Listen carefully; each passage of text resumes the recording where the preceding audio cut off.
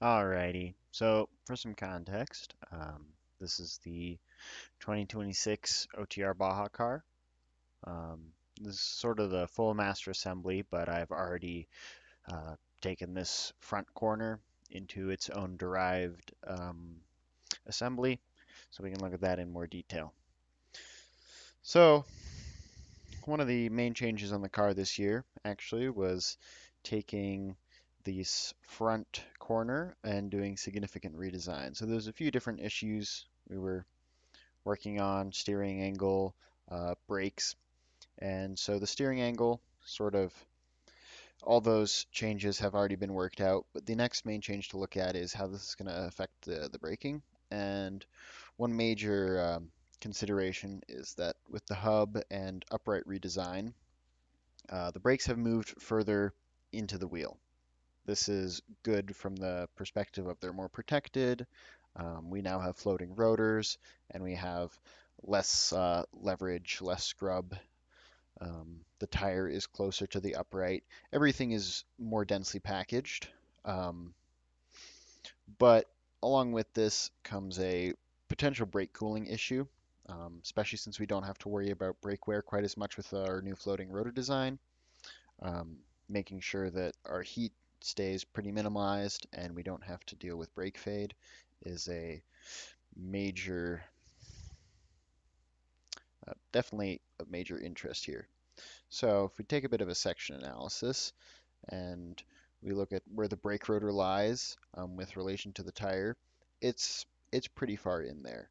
Um, if you imagine the air coming in to the tire here, yes, you're going to get some pull around this tire, but most likely this is just all going to be a vortice off the side of this tire, and you're not really going to get much airflow into here. The airflow inside this wheel well is going to be pretty stagnant, and we're not going to get much cooling. To boot, we have the brake caliper also sitting in the front here, so any flow that you might get coming around the front of the tire is going to run straight into that brake caliper. So with this design, suboptimal. You can see some temperature issues coming up.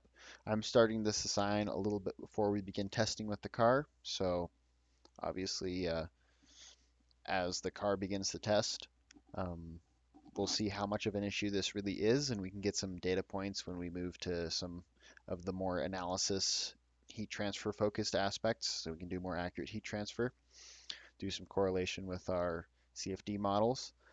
But for now, I'm trying to get ahead of this issue. Pretty certain this is going to be something we have to deal with. So yeah, this is what the model looks like. We have it already. I'm not including any other features because when it comes to CFD, for example, um, looking at this front of the car, it's close enough. I don't think there'll be significant interference with the airflow out near the brake rotor that we would be concerned with any airflow coming off the front of the car.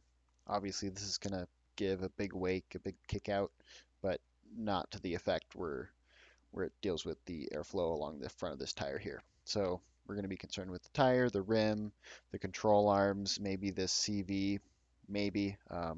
This might have some effect downstream, but probably not even much effect up here because it's pretty small. It's not going to be building a bunch of pressure in front of it.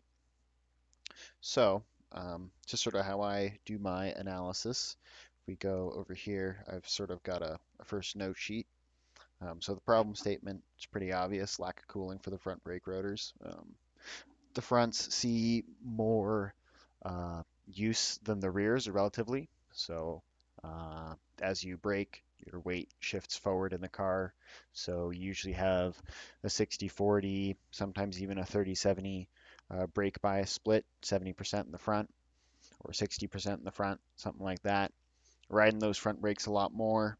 Um, so they need to bleed off more heat than the rears. Obviously, the rears may still be a concern, and everything can be adapted to the rear suspension, but the front is going to be the primary focus for now. It's also a little bit less complex on the CFD side because you don't have any interference from the tire in front, the body, stuff like that. Whereas the rear may not have those luxuries. So the root cause here, hub redesign moved the brake rotor inwards about half an inch. So this takes us further from the free stream flow coming around the tire. Um, and then upgrades to the braking system allow us to use the brakes more. We're not coasting into as many obstacles. We're actually going to be trying to go full throttle, hard on the brake, go over the obstacle, full throttle again, as opposed to coasting in to save brakes for later in the race when we may need it.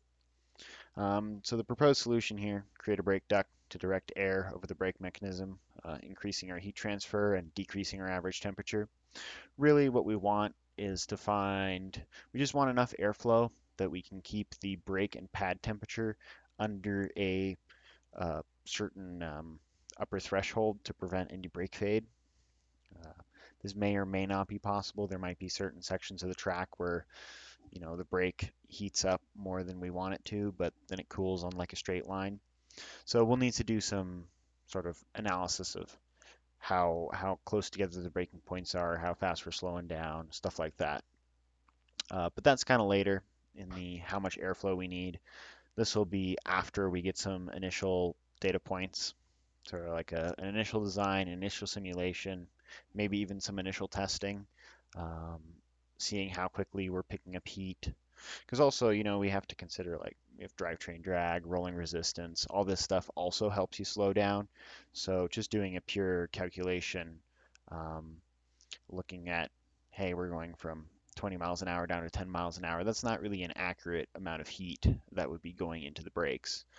Not only that, but you have a certain amount of heat going into the pads, a certain amount of heat going into the rotor. This all needs to be considered. We'll see to what extent we may be able to ignore a lot of those features, but that'll be sort of a down the road problem. So some considerations for the design.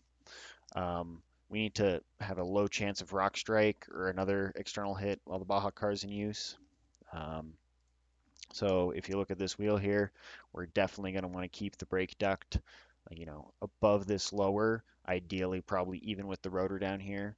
Um, and we're not going to bring it too far forward because if you think, a rock or you slip off some sort of log and it's sitting here on the inside of this tire, you definitely don't want anything below the lower. That's sort of your first strike point. Um, and then if you're unlucky, like the lower can take a bit of a hit. Some sort of printed plastic duct, definitely not. And we'd like to keep that on car if it's actually effective. So that's the first main design consideration. The next one is 3D printable with a carbon reinforced filament. This isn't, a super large constraint. Actually, it's considerably easier than if we had to machine this or make it out of real carbon fiber. Um, this allows us some flexibility with design, but keeping overhangs to a minimum will be nice. It'll make it a lot more reliable to print. And then the last thing is mounting using the existing hardpoints. So from the model, the obvious hard points here are the points that mount the brake caliper. So there's a bolt that goes in here and a bolt that goes in here. That mounts the caliper. Building something that sits against these mounting tabs and just bolts through here. Maybe has some interface with the upright to keep it more steady. That would be optimal. Not have to add any extra tabs, especially since the uprights are already in production. Moving on to airflow. Obviously, the goal is to significantly increase airflow compared to no brake duct. If we can't do that, then the added complexity and needing an extra part, needing to validate it and test it, it's not worth it. We're going to need CFD with some correlation work to make sure we're at least relatively close on our estimates to reality, so that we know that you know our optimizations using CFD to increase airflow is actually moving us in the right direction. And then our main thermal load is braking for an obstacle, reaccelerating until the next obstacle and braking again. So trying to find our timing between braking and also how much we're braking, how much energy is being transferred into hubs from those braking events. That's all going to be very key to figuring out what we need here. And then some further analysis on this is going to be actually when we design the CFD simulations, but we're going to need multiple speeds and some analysis while turning left and right. So, if you have your your right side tire or your left side tire here, and you're going to be turning an arc to the left. That opens up this left side tire.